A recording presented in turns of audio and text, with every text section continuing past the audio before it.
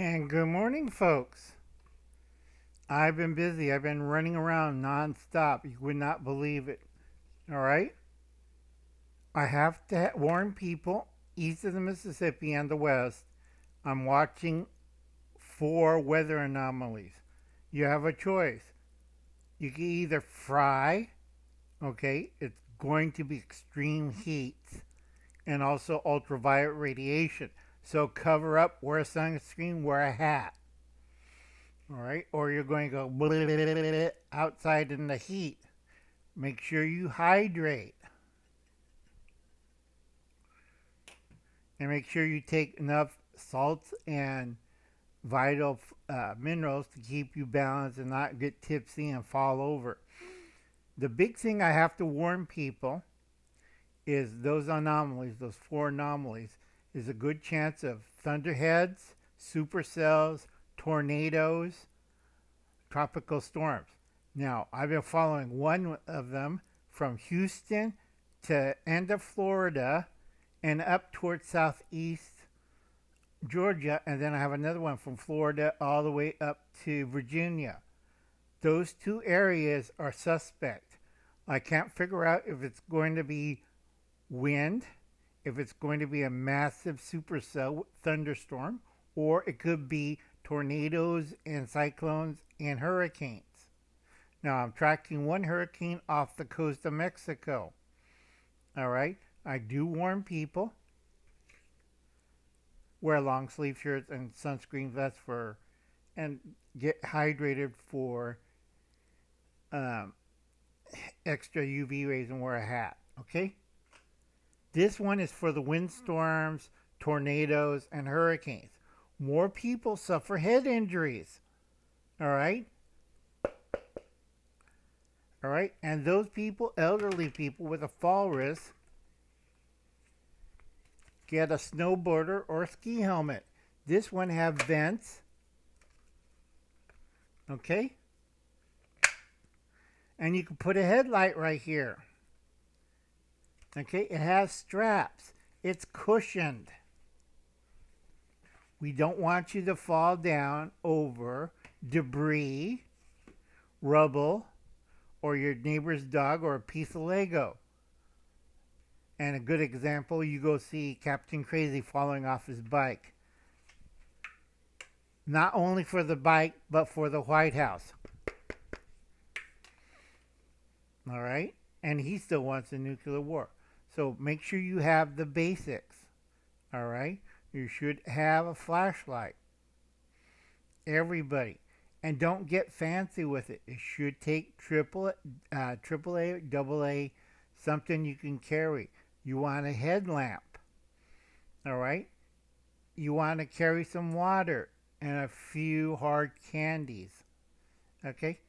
This is simple. You have to be careful of the weather. And I'm always promoting wear a helmet. Don't fall down. Don't get hit in the head.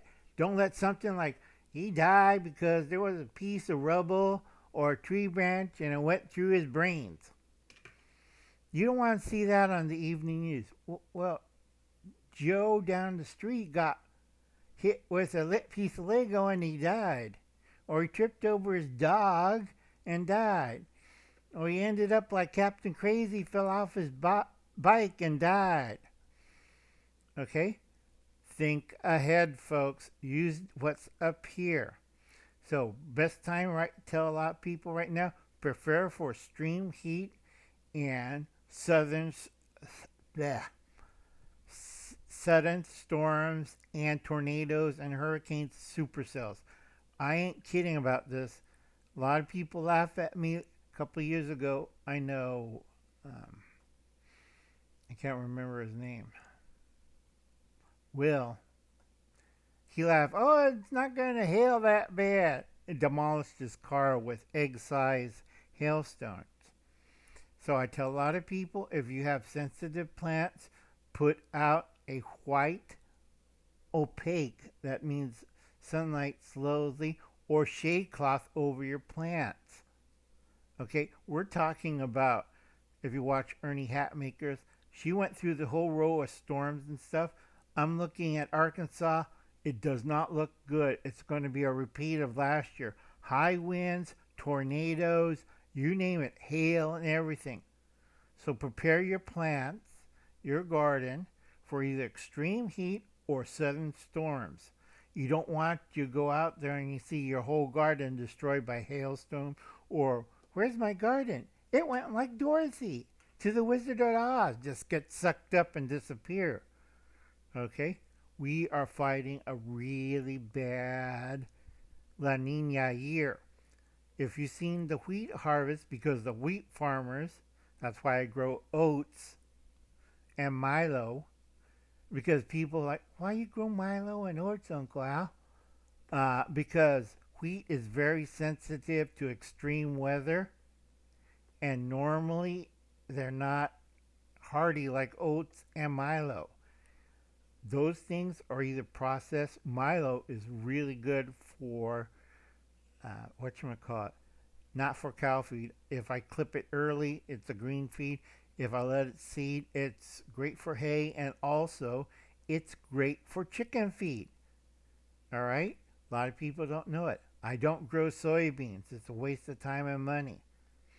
Okay? I want a cash crop quick. So it's going to be oats and it's going to be Milo. And people still look at me like I stepped on their cat. You can grow small grains in your house, but you do have to do a lot of research. It's not easy, folks, but it can be done. Go check the Henry Ford Agricultural Museum. During the Civil War, a lot of people raised their own rye and wheat and oats at home. Okay? So did the South. But the South had a horrible supply chain. Okay? The North had a great supply chain. They had it ran right. In the South, they went willy-nilly all different ways, and they were corrupted. So whatever you got was, yeah, I got a whole bunch of goober peas and no hay. But we're a cavalry unit. How in the hell we feed our horses? Or they got flour, but no oats for the horses. You can't feed wheat to horses, okay? A little rough for them. Having morning coffee. So remember, you want to protect your head. Make sure you have a headlamp or some kind of lamp. If you're older, you don't want to trip over the dog and you don't want to fall over something stupid. What happened to him? He fell down off his bike. And remember, this one has vent panels, so it doesn't overheat you. Okay?